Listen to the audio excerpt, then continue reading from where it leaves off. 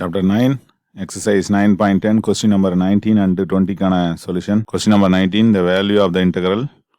இன்டெக்ரலில் பார்த்தோம்னா √a² - x² whole cube இருக்குது. Limit வந்து 0 to a இருக்குது. இதோட மதிப்பு கண்டுபிடிக்கணும். ஏவில் தான் இருக்குது ஆன்சரும். கிவன் இன்டெக்ரலை ஐன்னு வச்சுக்கோம். I equal to integral 0 to a √a² - x² whole cube இருக்குது dx அப்படின்னு வச்சுக்கோம். இதுதான் கிவன். இதில் கியூப் மட்டும் இல்லைனா நம்ம ஈஸியாக இன்டெகிரேஷன் பண்ணிடலாம்.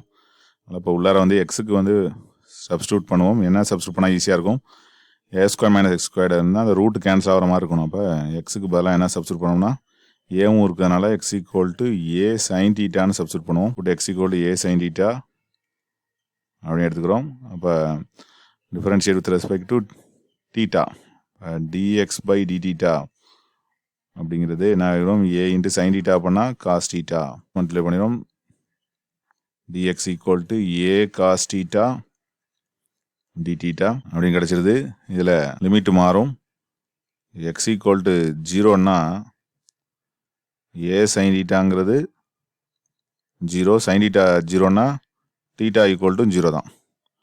அதே போல் x = a a sin θ = a அப்படின்னா a கேன்சல் ஆகிடும் 1. இப்போ θ = sin - 1, θ = சைனுக்கு எந்த வேல்யூ 1 90 டிகிரி, அதாவது π/2 அப்படிங்கிறது 1. அப்போ θ = π/2. அதனால் லிமிட் வந்து மாறுது.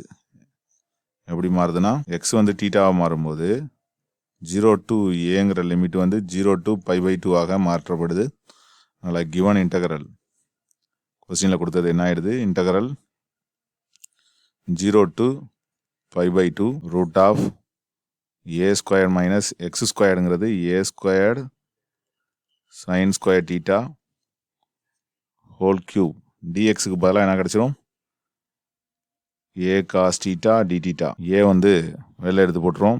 இன்டெக்ரல் 0 to π/2 ரூட்டுக்குள்ளார a² காமனாக எடுத்துட்டு மிச்சத்தை பார்த்தோம்னா 1 - sin² θ.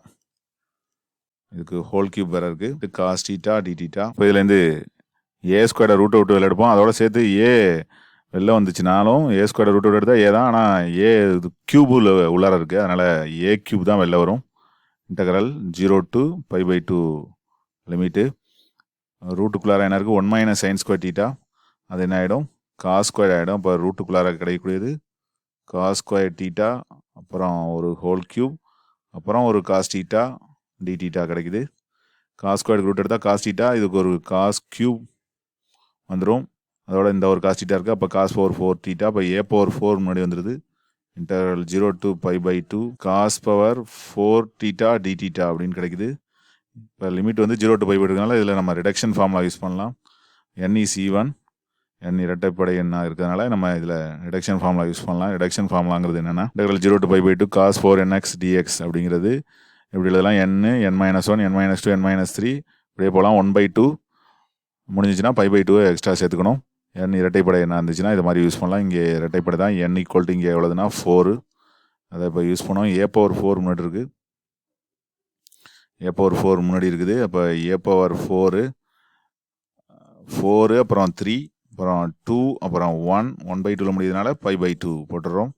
இப்போ தேவையான ஆன்சருங்கிறது என்ன கிடச்சிருது நமக்கு அப்படின்னா 3 அப்புறம் π a⁴.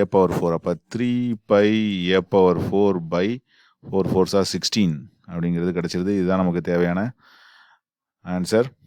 இந்த இன்டெக்ரலோட ஆன்சர் வந்து 3π a⁴/16 செகண்ட் ஆப்ஷனுங்கிறது சரியானது. இது 19th சம். இதை வந்து நம்ம சப்ஸ்டியூஷன் மெத்தடில் போட்டு ஈஸியாக answer கண்டுபிடிச்சிடுறோம்.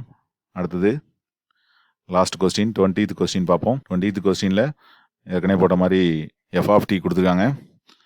= x + x to 1 t f(t) dtன்னு கொடுத்துட்டாங்க. இதுலேருந்து f(1) வேல்யூ கண்டுபிடிக்கணும். f(1) மதிப்பு இதுலேருந்து நம்ம கண்டுபிடிக்கணும். இப்போ given x f(t) dt = x. இந்த லிமிட்டை மாற்றிக்கிட்டா சைனை மாற்றிக்கலாம் அப்படிங்கிற ரூல்ஸை நம்ம இங்கே யூஸ் பண்ணுவோம். அப்போ மைனஸ் போட்டுக்கிட்டோம்னா x to 1ங்கிறது என்ன ஆகிடும்? 1 to x ஆகிடும். நமக்கு அப்பர் லிமிட்டில் x இருந்தால் அதுக்கு எப்படி போடுவோங்கிறது நமக்கு ஒரு ரூல்ஸை யூஸ் பண்ணிட்டு இருக்கோம். இதோட இது 3வது சம். இது ஏற்கனவே இது மாதிரி பார்த்துருக்கோம். இப்போ 1 to xன்னு மாறிடுது. இன்டெகிரேஷன் பண்ணுறது நமக்கு வாய்ப்பு இல்லை. அதனால் இதை டிஃப்ரென்ஷியேஷன் பண்ணுவோம். இப்போ டிஃப்ரென்ஷியேஷன் பண்ணோம்னா என்ன ஆகிடும்? இந்த இன்டெகிரல் கேன்சல் ஆகிடும். அப்பர் லிமிட்டில் உள்ளது இங்கே கிடச்சிரும். அதனால் கிடைக்கக்கூடியது என்னென்னா இதில் எஃப் ஆஃப் எக்ஸ் எல்ஹெச்எஸில் டிஃப்ரென்ஷியேட் பண்ணோம். எக்ஸை பண்ணோம்னா 1 அப்படின்னு நமக்கு தெரியும். அப்புறம் இதுலேயும் அப்பர் லிமிட்டில் வந்து எக்ஸ் இருக்குது. அதனால் இதில் டி இருக்க இடத்துல வந்து நம்ம என்ன போட்டுக்கலாம், எக்ஸ் போட்டுக்கலாம். அப்போ minus x f of x. Okay, இப்போது எக்ஸ் ஈக்குவல் டு 1 சப்ஸ்டியூட் பண்ணுவோம். நமக்கு என்ன வேல்யூ வேணும், எஃப் ஆஃப் 1. அப்போது எக்ஸ் ஈக்குவல் டு 1 இதில் சப்ஸ்டியூட் பண்ணோம்னா என்ன கிடைக்கும், f of 1 equal to 1 minus 1 f of 1 அப்படின்னு கிடைக்குது. எஃப் ஆஃப் 1 எல்ஹெச்எஸ் சைடு கொண்டு வருவோம். F of 1 plus f of 1 ஆகிடும் ஈக்குவல் டு 1. இப்போ 2 எஃப் ஆஃப் 1 ஈக்குவல் டு 1. அப்போ எஃப் ஆஃப் 1ஓட வேல்யூ தான் கேட்டிருக்காங்க.